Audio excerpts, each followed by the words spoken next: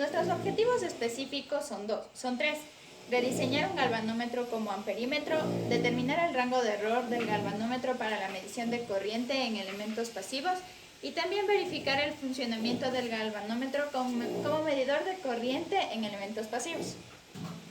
Como objetivo específico 1 teníamos rediseñar un galvanómetro como amperímetro.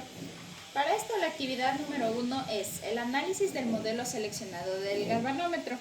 El resultado que nos dio es que se realizó un galvanómetro de hierro móvil para la medición de corriente continua en componentes electrónicos pasivos básicos. Como la actividad número 2 de nuestro objetivo específico 1 es la reevaluación de los posibles modelos de galvanómetros.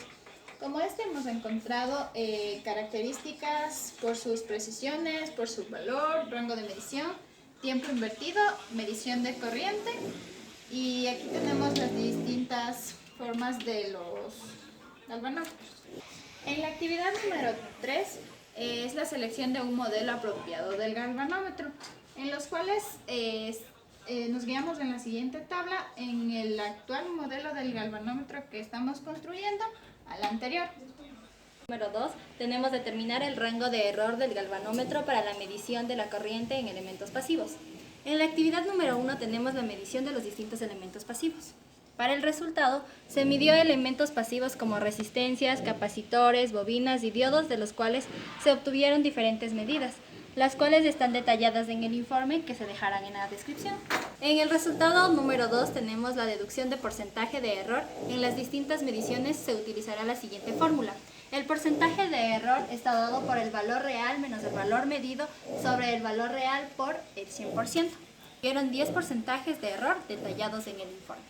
En actividad número 3 tenemos la comparación de los métodos que reducen el margen de error del galvanómetro. En el resultado tenemos una tabla comparativa entre el embobinado y el circuito de prueba. En el embobinado tenemos que aumenta la resistencia interna del galvanómetro y podremos usar resistencias más bajas.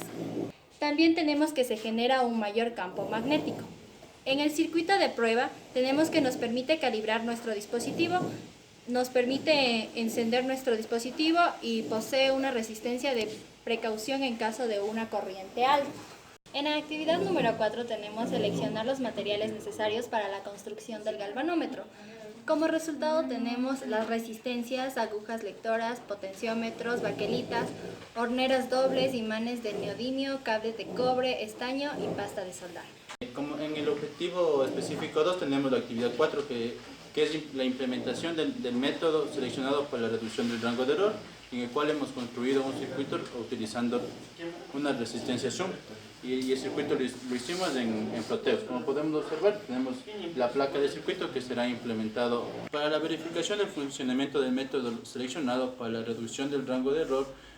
Implementamos el circuito en baquelita perforada, ya que es más fácil soldarla y por falta de talado tuvimos que hacerlo en esa baquelita. Como podemos observar, consta de resistencias y sockets de conexión y los potenciómetros que regulan la resistencia. Objetivo específico 3. Verificar el funcionamiento del amperímetro como galvanómetro, como medidor de corriente en elementos pasivos. Para eso, en actividad número 1 tenemos la distinción de los componentes, la cual compone nuestro amperímetro.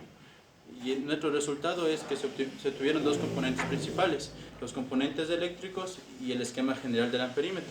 Como podemos observar, tenemos un esquema general del amperímetro, el cual consta de dos resistencias internas, y también tenemos la aguja del disco duro, que es algo fundamental de nuestro amperímetro. Objetivo 3. Verificar el funcionamiento del galvanómetro como medidor de corriente en elementos pasivos. Actividad 2.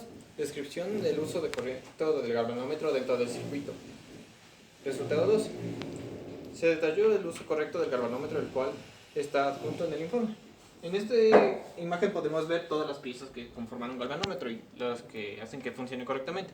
Una demostración de esto se verá en las prácticas que se verán al final en la demostración. Actividad 3. Verificar el funcionamiento del galvanómetro con medidor en elementos pasivos. Resultado 3. Para la verificación del galvanómetro se realizó la siguiente tabla. En esta tabla podemos ver los cálculos, los resultados del multímetro del galvanómetro y de las simulaciones que se hicieron para demostrar el funcionamiento correcto de este prototipo. Actividad 4. Investigar las normas de seguridad para el correcto uso y funcionamiento del galvanómetro. Resultado 4.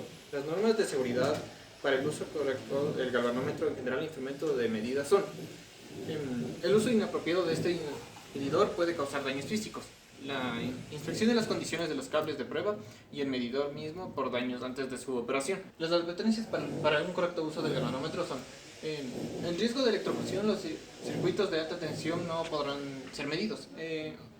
Tenemos que tener cuidado con las corrientes de alto voltaje. En este proyecto, las partes que utilizamos para su construcción fueron una aguja de un disco duro que tiene 2 imanes permanentes y una bobina, y que como tal con esas piezas puede cumplir la función de un galvanómetro. Las partes que se tuvieron que conectar fueron a esta pieza de aquí, que es la conexión que tiene el disco duro con la corriente. Al pasar por corriente por ahí va directo a la bobina y eso genera un campo magnético que hace que se mueva. Esto ya está conectado a resistencia Zoom, que son para reducir el porcentaje de error que dan al medir. Bien, ahora procederé a realizar una prueba. Primero voy a proceder a usar un multímetro para corroborar que sí está funcionando el circuito. Ahora procedemos a medir con un multímetro con su función de amperímetro que este circuito tenga intensidad, o sea que tenga continuidad. A ver, tengo por acá.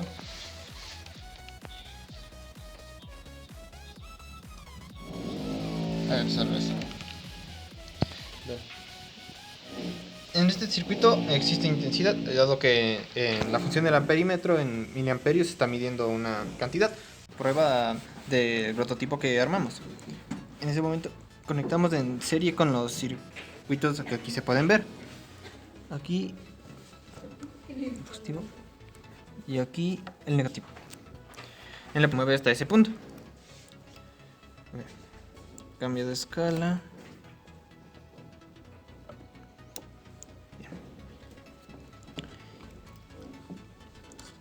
Volvemos a poner en su posición inicial. Y ahora este es el punto en el que llega en su segunda escala. Y ahora